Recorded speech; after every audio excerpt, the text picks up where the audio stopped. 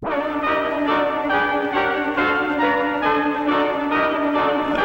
live in a world where most of us feel overloaded with information all the time. Problem number one, of course, is email. Email. Twitter, Facebook. Increasingly excessive information.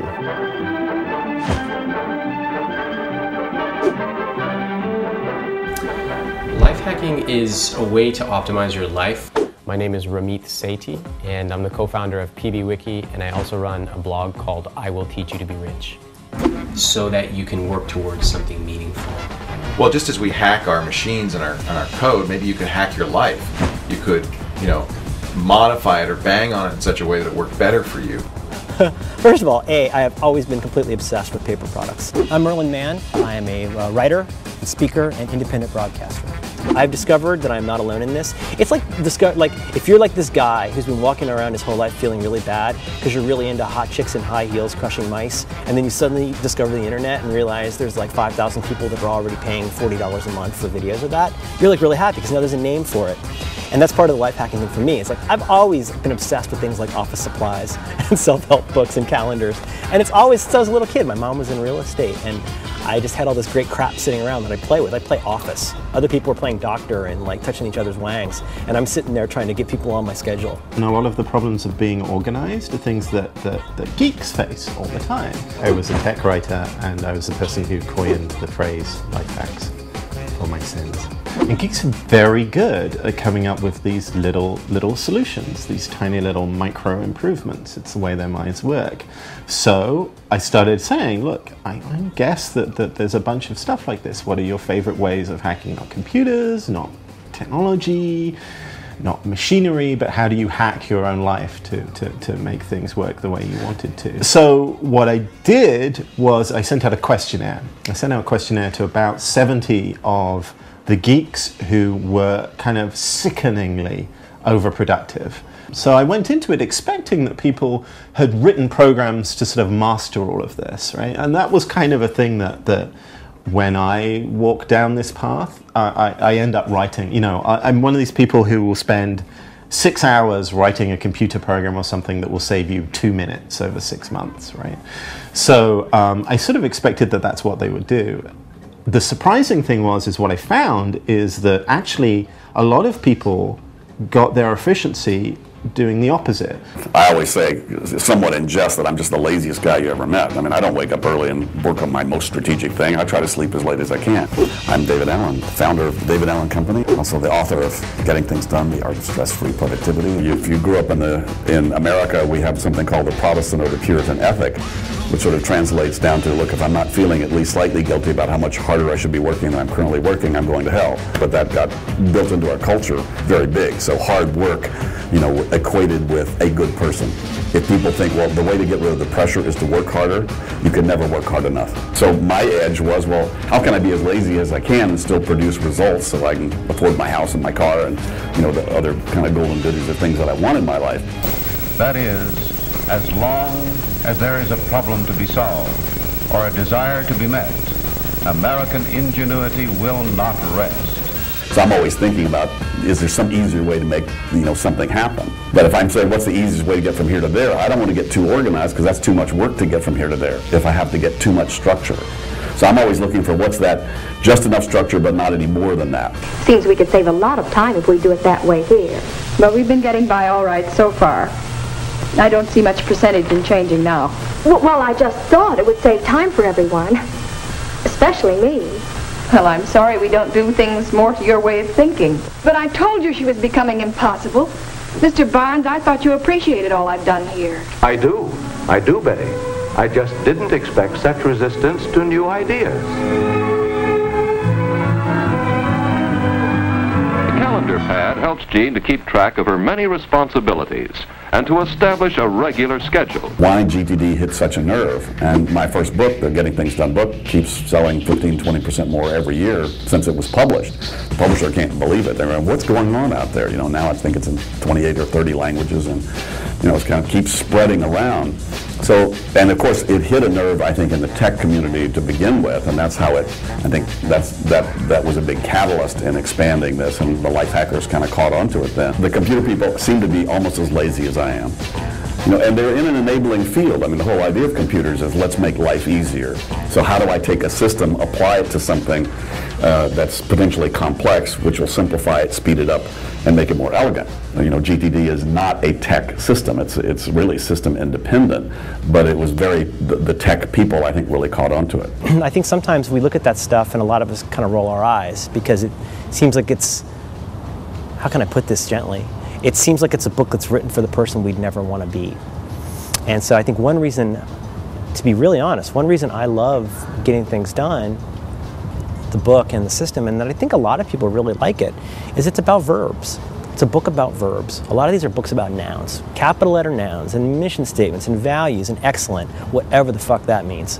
And Getting Things Done is a book about how to do all the stupid tiny verbs. The biggest barrier to entry to really doing GTD sort of as a lifestyle is people's addiction to stress. Not addiction called I have to go feel stressed, but their willingness to tolerate all of that unprocessed stuff banging around in their head. And most people have just been in that so long and so consistently, they don't even know they're having that negative experience. Once you get rid of it and see how different you feel, whoa, then you go, whoa, that's a very different place. I didn't realize I could actually be buried and have nothing on my mind. So once you taste that, then you're going to have to start to get used to that enough where you're going to recognize when things are on your mind and it'll start to feel uncomfortable to you. But anything that you have left undone will bug you. Your brain, the way our brain works is it goes, you gotta clean the garage, you gotta clean the garage, you gotta clean the garage. And that the only way to have this mind like water is to take that gotta clean the garage out and put it in a trusted system where you know it will come back to you at an appropriate time. See, if I'm thinking gotta clean the garage now, that's a complete waste of energy because I can't clean the garage now. So take it out now, put it in that book, and make it come up only when it's an appropriate time to clean the garage. Then you should be thinking about it, no other time. One of the breakthroughs that I've had just in the last 6 months, really since the birth of my daughter, to be honest, I've started to realize that all of this productivity stuff and the to-do lists and all of this incredibly huge amount of horseshit that we all deal with, all the monkey work is really about figuring out how to clear things off the table and create large blocks of time to work on what really matters to you. If a member of the financially elite makes $1 million a year, Tim Ferriss is my name, and I am, I guess, an experimentalist. I perform experiments and report on those experiments. But he or she has been divorced 2 times and has a Lamborghini they put 1,000 miles on per year, and they're working weekends and holidays and evenings and so forth. They are less rich by my definition as someone who makes, let's say, $50,000 a year, plans, let's just say mini retirements and so forth, so that he or she is, for all intents and purposes, creating a lifestyle from the outside looking in that is more jet set than the first person I mentioned. The obsession we need to have is not with Six Sigma and quality and blah, blah, blah, mission statements and values and excellence. Our obsession needs to be with how much less bullshit could we be doing today. The hot cups of coffee enjoyed by about 27 million Americans is costing industry more than $1 billion annually. What would you guess a coffee break is costing us? You know, being able to spend time on the stuff that you want to make, that's the new version of the American dream to me, you know? I don't really care about being a homeowner. I want my family to have a comfortable place to live, but I never want to have another job where I help make somebody else rich at the expense of the things that I really care about.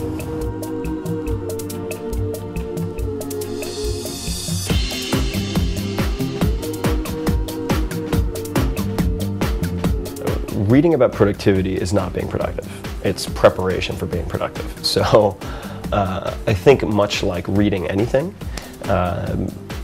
it's a very thinly veiled form of procrastination. And I think it's this false hope. It's a religion. It's the religion of life hacking. It's the religion of somewhere, somehow, something exists that you do it and your whole life is going to change, everything's going to get better, and you will no longer procrastinate. They get so caught up in doing things efficiently that they don't stop to ask themselves whether or not those tasks or those projects have any real importance. So as a result, they get very good at doing unimportant things.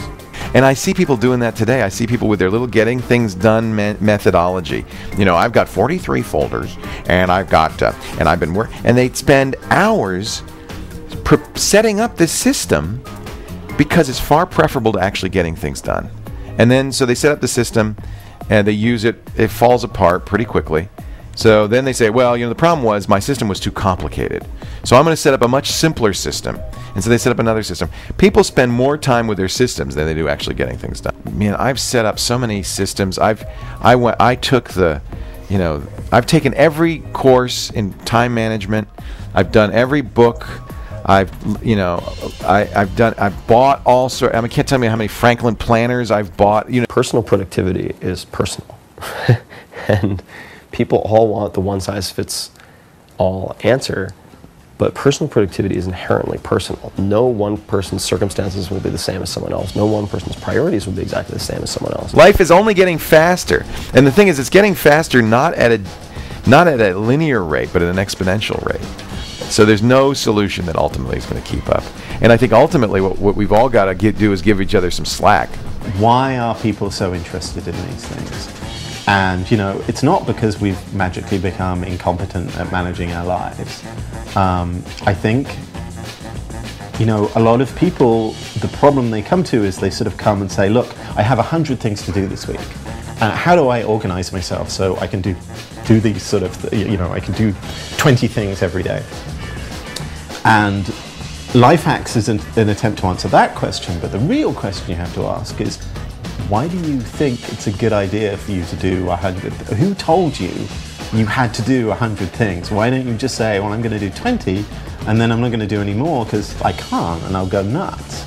Like, if we all figure out the stuff that we can really afford to drop that's giving us more stress than value, we're going to make more awesome stuff.